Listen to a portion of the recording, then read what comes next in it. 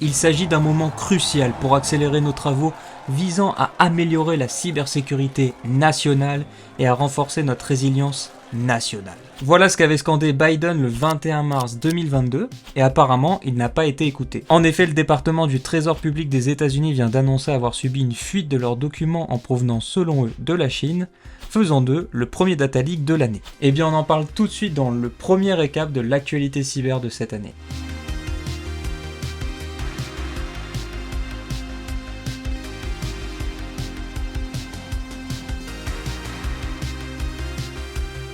Pour commencer cette semaine, on va faire un petit tour du côté du Japon où des centaines de voyageurs ont vu leur vol annulé ou retardé à cause d'une cyberattaque. En effet, Japan Airlines a été contraint de retarder certains de ses vols dû à une attaque sur leur réseau interne et externe, et si d'un côté certains parlent d'une attaque DDoS, d'autres sont plus sur du network flooding, alors la root cause, elle reste encore assez floue. Toujours selon la compagnie aérienne, cette attaque ne serait pas due à une intrusion d'un malware dans leur système, et aucune fuite de leurs données ou des données clients n'a été recensée.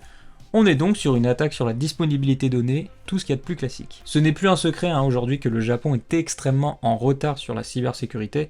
Déjà on se souvient en 2023 de multiples cyberattaques avaient touché leur centre spatial et en 2024 des attaques sur leurs ports les plus connus. Et de manière générale, et on risque d'en parler la semaine prochaine, on voit que de plus en plus les services nécessaires au bon fonctionnement des pays sont de plus en plus touchés par les cyberattaques. Alors je pense que le Japon ne sera pas un cas isolé en 2025.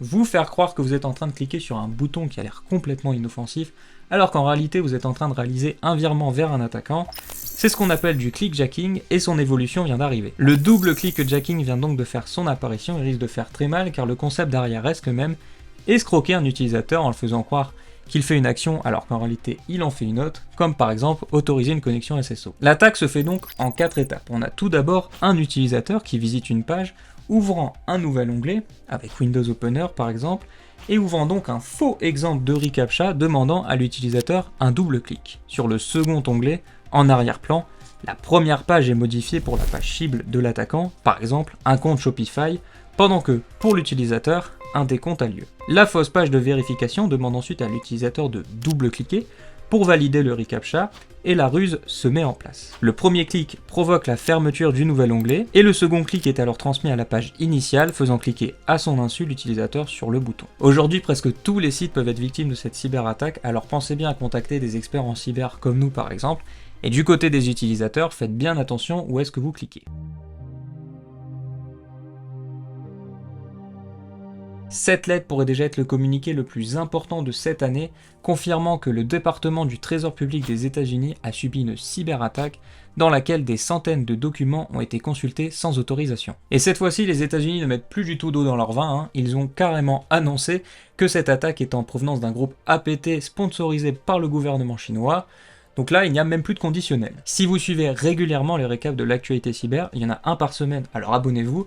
Vous savez déjà que la Chine et les États-Unis sont dans ce qu'on peut appeler une espèce de guerre cyber. Entre l'accès au réseau de télécommunications, aux serveurs de Microsoft et de manière plus générale à l'espionnage que conduit la Chine depuis plusieurs années, cette attaque vient encore de mettre un énorme coup de massue dans le gouvernement américain. Ce qui s'est réellement passé sur le plan de l'attaque, c'est un vol tout simplement, des clés d'identification du partenaire Beyond Trust qui ont ensuite été utilisées par les attaquants pour se connecter à distance au poste de travail des employés. Alors évidemment, on ne sait pas à chaque fois comment les États-Unis réagissent face à ce genre d'attaque, mais ce qui est certain, c'est qu'ils ne doivent pas rester les bras croisés face à cela.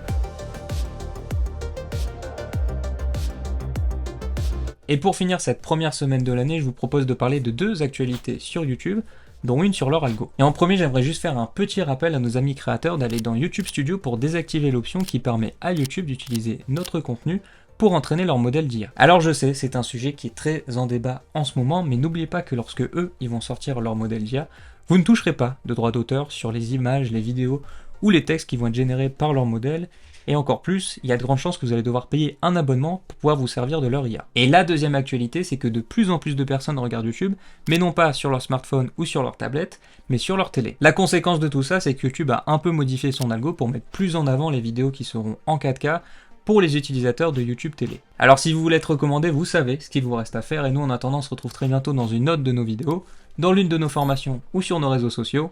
Salut!